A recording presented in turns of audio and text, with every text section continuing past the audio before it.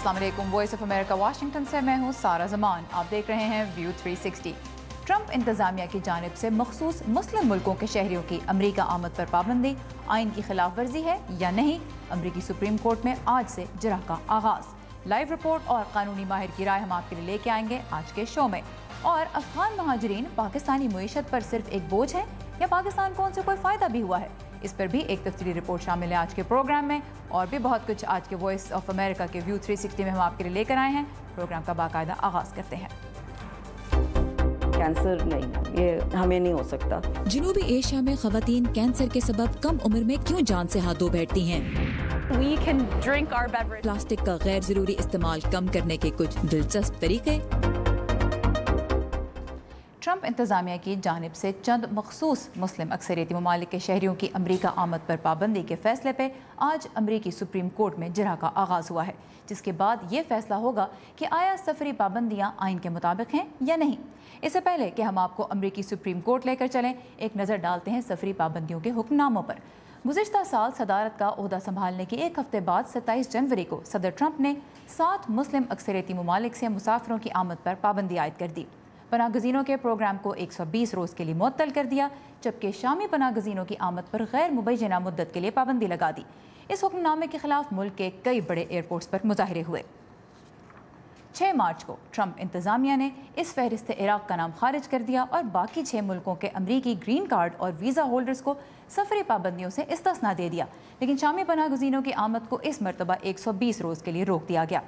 सफरी पाबंदियों का तीसरा और मौजूदा हुक्मनामा 24 सितंबर को सामने आया, जिसमें चाड, शुमाली कोरिया और वेनेजुएला के नाम भी शामिल हो गए, जबकि पाबंदियों का सामना करने वाले दीगर मुल्कों से मुसाफिरों की आमद को अमरीका के साथ ठोस ताल्लुक़ साबित करने से मशरूत कर दिया गया। इस तीसरे हुक्मनामे को अमरीकी सुप्रीम कोर्ट ने गुज़िश्ता साल दिसंबर में नाफिजुल अमल रखने का फैसला किया, लेकिन इसके आईनी पहलुओं पर आज से शुरू होने वाली जरा के बाद ही अदालत हतमी फैसला करेगी। इस वक्त हम चलेंगे साकिब इस्लाम के पास, जो अमरीकी सुप्रीम कोर्ट के बाहर मौजूद हैं। साकिब, चाड का नाम भी 10 अप्रैल को सफरी पाबंदियों की फहरिस्त से खारिज कर दिया गया था और ये कहा गया था कि मुसाफिरों की जांच पड़ताल के तरीके चाड ने बेहतर कर लिए हैं। आज जो जरा की जा रही है, जो कार्रवाई हो रही है, उसमें क्या पहलू सामने आएंगे इस केस के बारे में?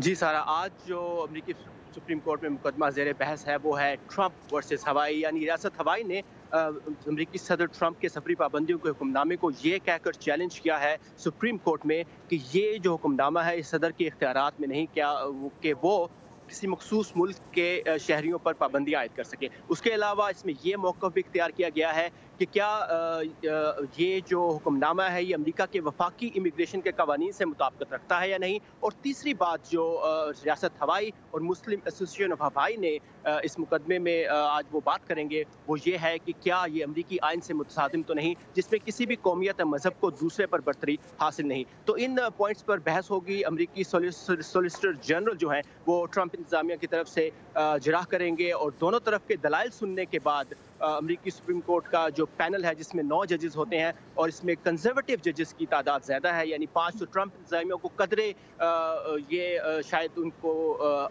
सपोर्ट करें, बर्तरी हासिल है कि शायद उनके हक में फैसला हो। लेकिन दलाइल सुनने के बाद सुप्रीम कोर्ट का कहना है कि वो जून में ये फैसला करेंगे कि आया सफरी हुक्मनामियों का, ये पाबंदियों का ये तीसरा वर्जन जो पिछले साल सितंबर में आया गया था और फिर दिसंबर में इसको नाफिज अमल किया गया था, क्या ये चलेगा या नहीं। ठीक है, तो साकिब हम देख रहे हैं इस वक्त आपके पीछे पोस्टर्स भी लगे हुए हैं, लोग आ जा रहे हैं और ये केस ऐसा है जिस पर पूरे अमेरिका की ही तवज्जो है। तो आज कौन लोग इस सारी सरगर्मी को देखने के लिए आ रहे हैं?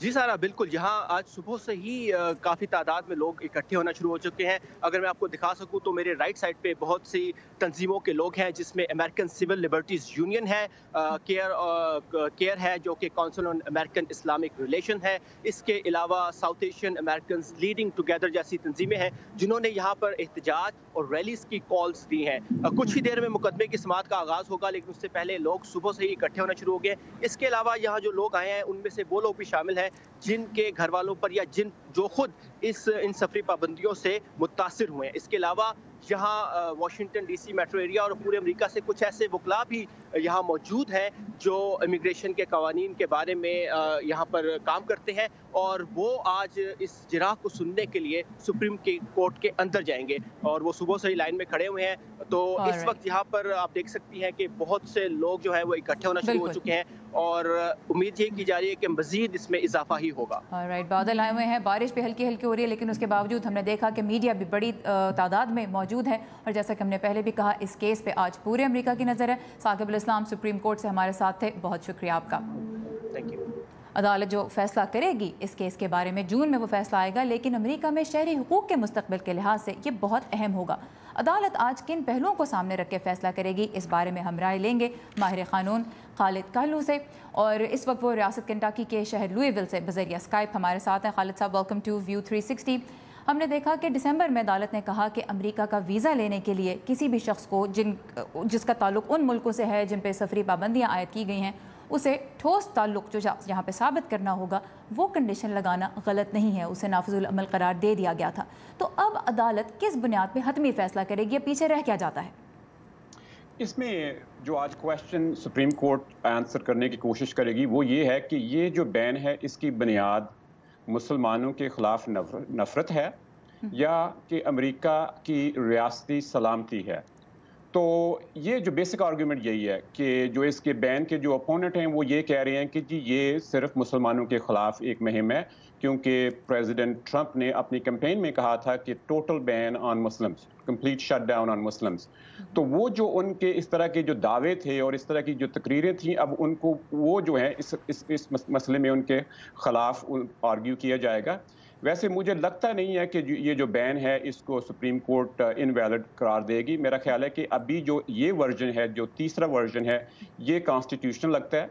इसमें कुछ उन्होंने और मुल्क भी शामिल कर दिए हैं, और बहुत थोड़े से मुल्क जहाँ पे नेशनली अपने सिटीज़न की आइडेंटिटी को वो सही इकरार नहीं दे सकते, उन मुल्कों को उन्होंने चुने।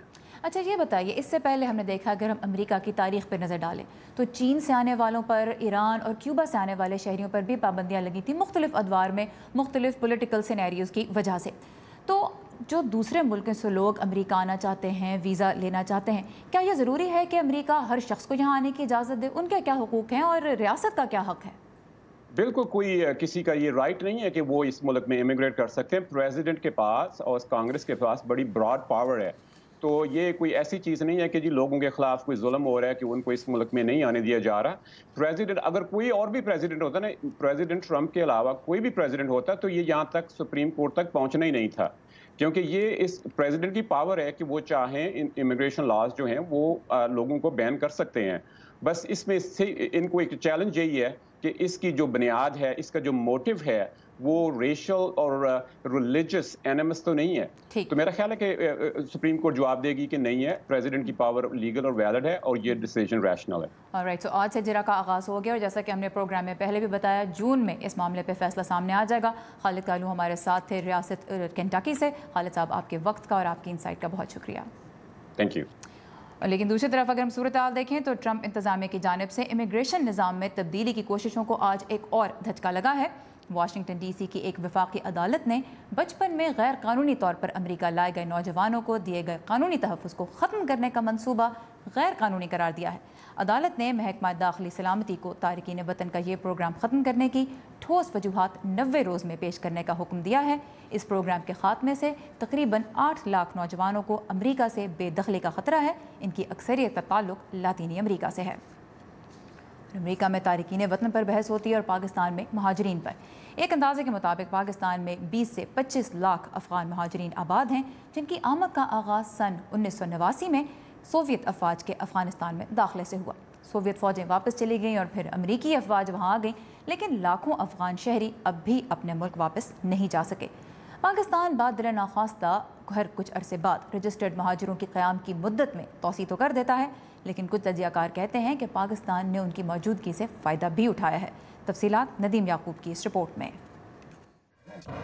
आलमी सतह पर जब भी पाकिस्तान पर दहशतगर्द अनासर को पनाहगाहें फराहम करने का इल्ज़ाम लगाया जाता है, तो दिफा में पाकिस्तान अक्सर दहशतगर्दों की मौजूदगी की एक वजह अफगान मुहाजिरीन की मौजूदगी को करार देता है।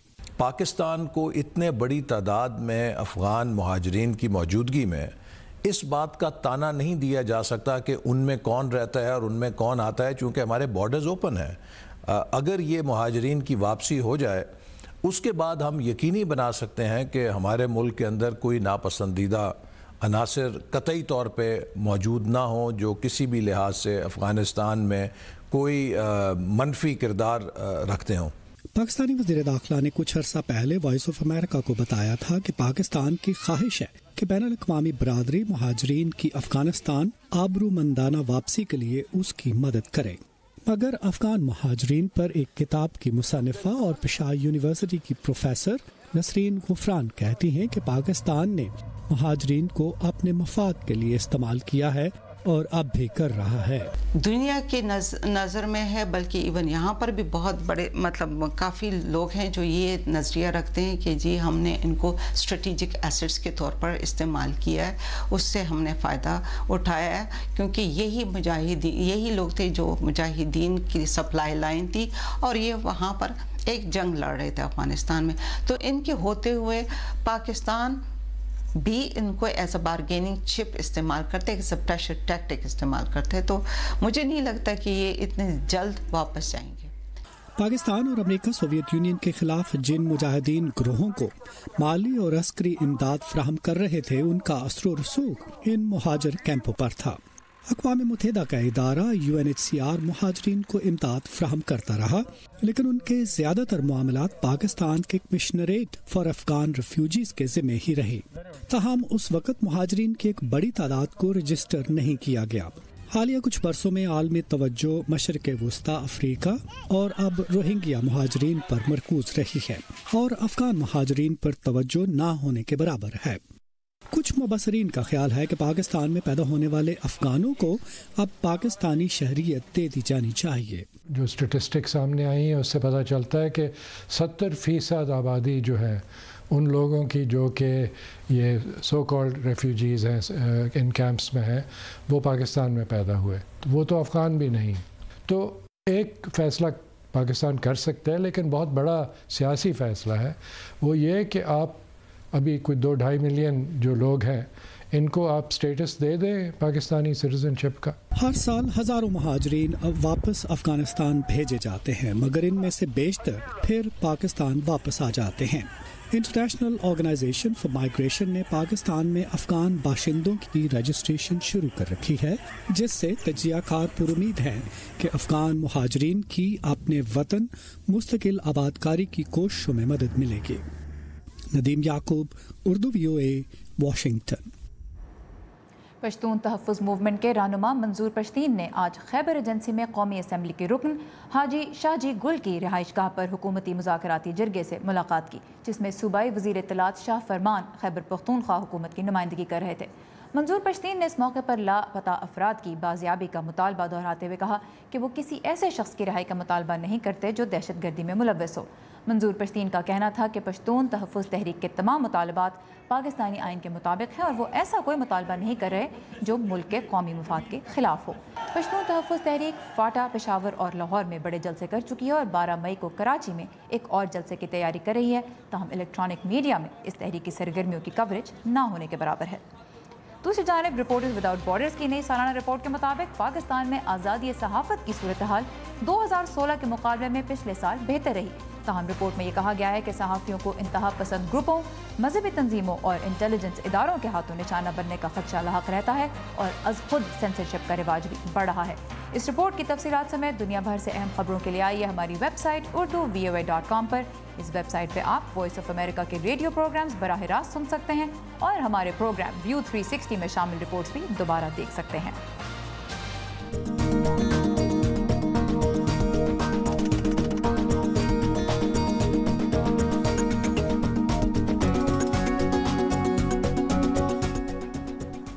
پاکستان میں آج فنون لطیفہ اور انسانی حقوق سے منسلک افراد مدیحہ گوہر کے انتقال پر سوگوار ہیں۔ ان کی عمر 62 برس تھی، وہ 3 سال سے معدے کے کینسر میں مبتلا تھیں۔ جنوبی ایشیا میں عموماً کینسر سے متاثرہ خواتین مغربی ملکوں میں اس مرض کی شکار عورتوں کے مقابلے میں کم عمر میں ہی جان سے ہاتھ دھو بیٹھتی ہیں۔ اور بھارت میں national institute of cancer prevention and research اور اس کے علاوہ Indian council of medical research کی تحقیق سے پتہ چلا ہے کہ باقی دنیا کے برعکس وہاں عورتوں میں مردوں سے زیادہ کینسر کے کیسز سامنے آ رہے ہیں، جو کہ غیر معمولی ہے۔ مزید جانتے ہیں دلی سے رتل جوشی کی اس رپورٹ میں۔ زندہ دلی اور جوش سے بھری دلی کی کلپنا مہتا 5 سال پہلے انہوں نے بریسٹ کینسر کو مات دی تھی۔ کلپنا قسمت والی تھی کہ ان کا کینسر شروعات میں ہی پکڑ میں آ گیا، ورنہ پڑھی لکھی اور نوکری پیشہ کلپنا نے 40 سال کی ہونے کے باوجود بھی کینسر کی اسکریننگ کرانے کی ضرورت محسوس نہیں کی تھی۔ جب میں اسکول بھی جیسے ڈرائیو کرتی تھی جاتی تھی، ایف ایم میں بھی ڈالتے رہتے ہیں، دے کیپ سیئنگ کہ آپ کو یہ کرانا چاہیے، سو میں تو ہمیشہ چینل چینج کر دیتی تھی کہ ارے 5 منٹ کی ڈرائیو ہے، اس میں یہ سب نہیں، یہ ہم کو کیا سننا ہے، کینسر نہیں، یہ ہمیں نہیں ہو سکتا۔ دلی سے میلوں دور رہنے والی رینا ہر لحاظ میں کلپنا سے جدا ہیں، سوائے ایک چیز کے، 42 کی ہی عمر میں کینسر نے ان کے جسم پر بھی دستک دی ہے۔ ہلکا پھلکا دوا تو سب لوگ کا چلتا ہے، کبھی سر میں درد ہوتا ہے، کبھی پیٹ میں درد ہوتا ہے، اسی کا دوا لے کر کے سب کھا لیتے ہیں، لیکن یہ سب ہم کو پتہ نہیں تھا، اتنا بھاری بیماری کیسے ہو گیا۔ رینا اور کلپنا کینسر کی شکار ہونے والی بھارتی خواتین کی اس کلاس کا حصہ ہیں جو کافی تیزی سے بڑھ رہی ہے، خاص طور پر ٹرپل نیگیٹو بریسٹ کینسر جیسے علاج میں مشکل سرطان سے متاثر ہونے والی خواتین کی تعداد۔ مان لیجیے کہ 5% ویسٹ میں ٹرپل نیگیٹو ہیں، ان لیڈیز میں جس میں ٹرپل نیگیٹو ہوتے ہیں اس میں رسپانس اچھا نہیں آتا ہے ٹریٹمنٹ کا، تو ہمارے یہاں 10% ہے، یعنی کہ ٹرپل نیگیٹو کی ماترا بھی زیادہ پائی گئی ہے۔ National institute of cancer prevention and research کی ایک تازہ اسٹڈی کے مطابق ملک میں ایسی ریسرچ کی سخت ضرورت ہے جو بھارتی خواتین میں کینسر کے لیے ذمہ دار جینیٹک وجہوں کا پتہ لگا سکے۔ اس وقت نہ تو کینسر کی جانچ کے لیے کوئی قومی سطح کا اسکریننگ پروگرام ہے اور نہ ہی 130 کروڑ سے زیادہ کی آبادی کو کینسر سے محفوظ رکھنے کے لیے ریسورسز۔ جو ریڈیو تھراپی مشینز ہیں کینسر کی جو علاج کرتے ہیں ریڈیشن دوارا، جتنی ہونی چاہیے اس سے آدھی بھی نہیں ہے۔ سرجیکل آنکولوجسٹ یعنی کہ سرجن جو کینسر میں اسپیشلائز کرتے ہیں جتنے ہونے چاہیے اس کے 2/3 ہے، میڈیکل آنکولوجسٹ بھی کم ہیں۔ کینسر سے بچنے کے لیے ایکسپرٹس باوقت جانچ کو سب سے زیادہ اہمیت دیتے ہیں، لیکن 1 ارب سے اوپر آبادی والے بھارت میں جانچ سے لے کر علاج تک خواتین کی باری سب سے آخر میں ہی آتی ہے۔ رتل جوشی، اردو VOA، دلی۔ پلاسٹک نے ہمارے لیے بہت سی آسانیاں پیدا کی ہیں، لیکن آپ نے کبھی سوچا ہے کہ پلاسٹک کا کچرا جاتا کہاں ہے؟ کہیں نہیں جاتا۔ دنیا بھر میں استعمال ہونے والے پلاسٹک کا بہت ہی چھوٹا سا حصہ دوبارہ قابل استعمال ہوتا ہے، باقی لاکھوں ٹن زمین اور سمندروں کو آلودہ کر رہا ہے۔ اس مسئلے کے حل پہ کام کرنے والوں کا کہنا ہے کہ آپ کی چھوٹی سی کوشش بھی بہت فائدہ پہنچا سکتی ہے۔ کتنی چھوٹی کوشش، بتا رہی ہیں نیلوفر مغل۔ دنیا بھر میں کچرے کی صفائی کے دوران جو چیز سب سے زیادہ ملتی ہے وہ ہے پلاسٹک کی اسٹراز۔ سمندروں کے تحفظ کے لیے کام کرنے والا غیر منافع بخش ادارہ اوشن کنزروینسی گزشتہ 30 سالوں سے ساحلوں کی صفائی کر رہا ہے۔ اس عرصے کے دوران رضاکاروں نے ساحلوں اور پانی کے راستوں سے 1 کروڑ سے زیادہ پلاسٹک کے اسٹراز چنے ہیں۔ اس ادارے کا کہنا ہے کہ سمندروں میں اس وقت تقریباً 15 کروڑ میٹرک ٹن پلاسٹک کا کچرا موجود ہے اور ہر سال مزید 80 لاکھ ٹن کچرا ساحلوں پر آتا ہے۔ ان کا مشورہ ہے پلاسٹک کے اسٹراز کا استعمال ترک کریں۔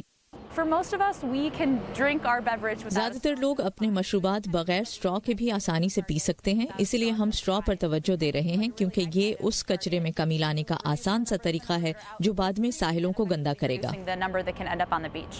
اسٹرا چھوڑ نہیں سکتے تو اس کا متبادل ہی لے لیجئے۔ دھات کے بنے دوبارہ قابل استعمال اسٹراز، اس سے پلاسٹک کا کچرا ختم نہ صحیح کم ضرور ہو سکتا ہے۔ پلاسٹک کا ممکنہ طور پر ایک اور غیر ضروری استعمال، کھانے کی ریپنگ، جو عام طور پر بڑے گروسری سٹورز میں نظر آتی ہیں۔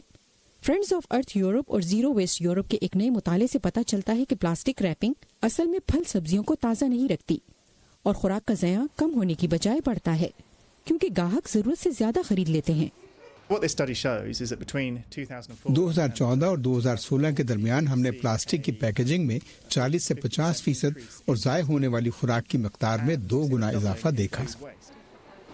2014 میں اس مطالعے کے اختتام تک یورپ کے گھروں میں سالانہ تقریباً 3 کروڑ ٹن کھانا ضائع ہو رہا تھا، یعنی ایک شخص سال میں تقریباً 173 کلو گرام سے زیادہ خوراک کچرے میں پھینک رہا تھا۔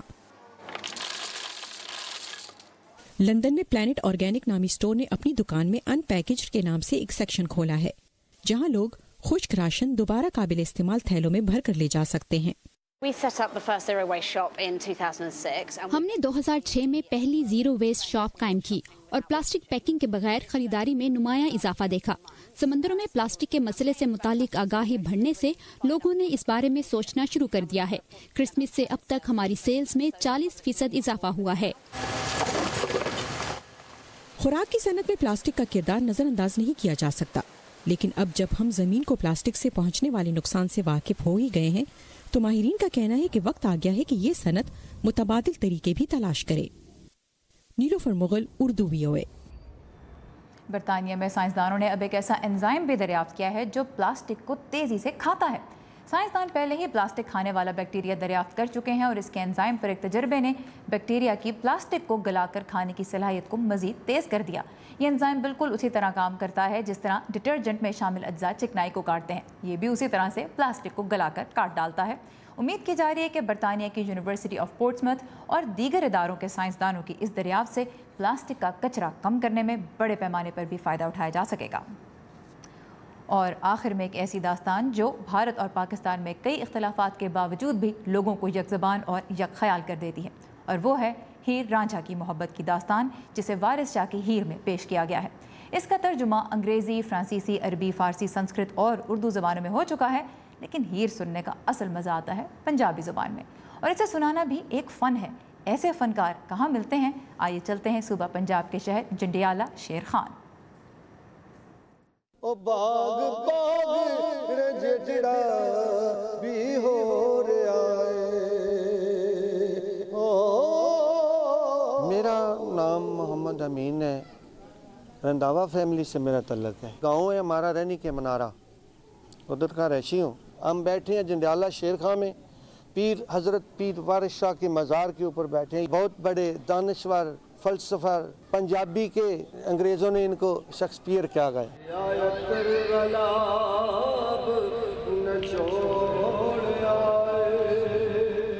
उस दौर में सैयद पीर वारिस शाह है, तो उन्होंने देखा कि इस कल्चर को इस ज़रूरत है प्यार की, मोहब्बत की। लड़ाइयाँ झगड़े जैसे अब दहशतगर्दी हो रही उस ज़माने में भी हो रही थी। बाबा जी ने सोच दे विच हीर रांझे दा तख़य्युल किया और किस्सा रूह बुत का लिखना शुरू कर दिया। ओ बाग बाग रजड़ा भी हो रहा है। रांझे दे लफ्जी माने ने रांझा वो है जो उसकी रज़ा में राजी रहे। ये बहुत लंबा चौड़ा कलाम है, इसमें 2244 शेर जो बाबे की किताब में अज़ाफ़ी डले हैं।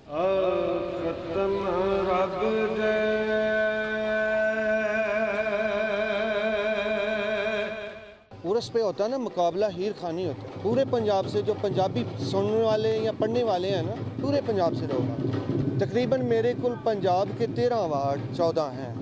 सुनने की हद तक तो बेशुमार लोग हैं और गाने की हद तक भी बेशुमार हैं, और लेकिन जो लफ्ज़ बाबा जी का पैगाम है ना उसको नहीं पकड़ते, समझने का शौक़ नहीं है, क्योंकि समझाने वाले लोग जो थे ना वो सूफी थे, वो नहीं रहे।